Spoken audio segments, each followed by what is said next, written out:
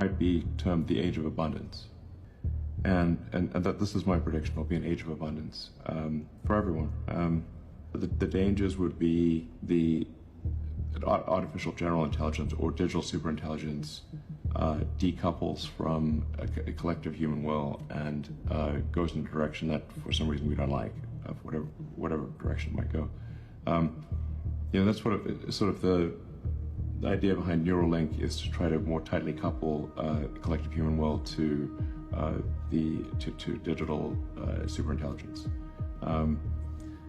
and also along the way solve a lot of brain injuries and spinal injuries and that kind of thing. So even if it doesn't succeed in the greater goal, I think it will succeed in the goal of alleviating brain and spine damage. One of the things that would be good for ensuring that the future is one that we want is to more tightly couple human will, collective human will, to digital intelligence.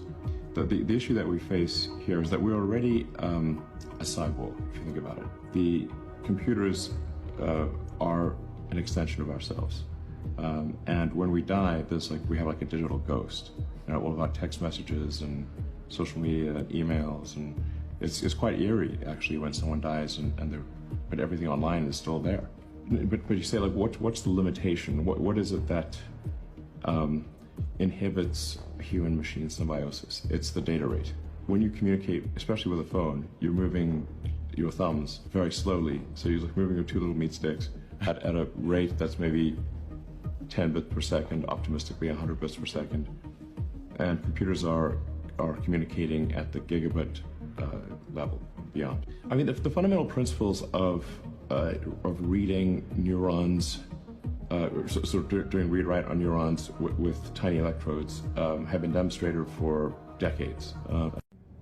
The problem is that there's no product that works well that you can go and buy. So it's all sort of in research labs, and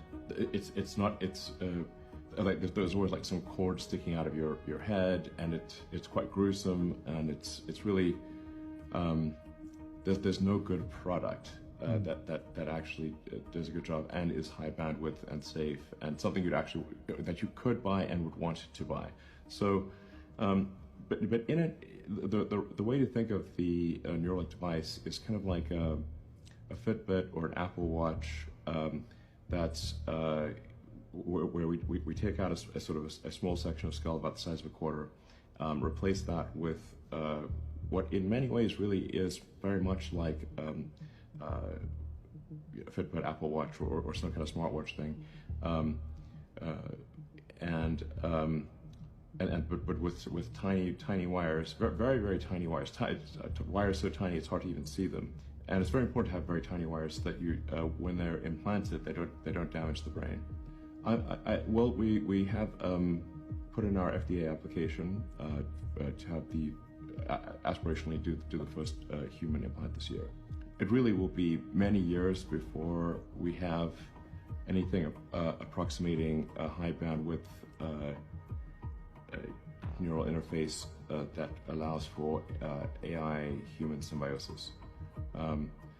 And for many years, we will just be solving brain injuries and spinal injuries for probably a decade.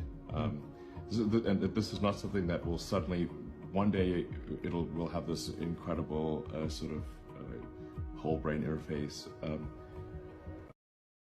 And this is not something that will suddenly, one day, we'll have this incredible sort of whole brain interface. It's going to be, like I said, at least a decade of really just solving brain injuries and spinal injuries. And really, I think you can solve a very wide range of brain injuries, including severe depression, morbid obesity, sleep, potentially schizophrenia, like a lot of things that cause great stress to people, restoring memory in older people. And if you think of how the brain works today, there are really kind of two layers to the brain. There's the limbic system and the cortex. You've got the kind of animal brain where it's kind of like the fun part, really. But even though the cortex is sort of the smart or the intelligent part of the brain, the thinking part of the brain, people are quite, I've not yet met anyone who wants to delete their limbic system or their cortex. They're quite happy having both. Everyone wants both parts of their brain. And people really want their phones and their computers, which are really the tertiary, the third part of your intelligence. It's just that it's like I said, the bandwidth, the rate of communication with that tertiary layer is slow.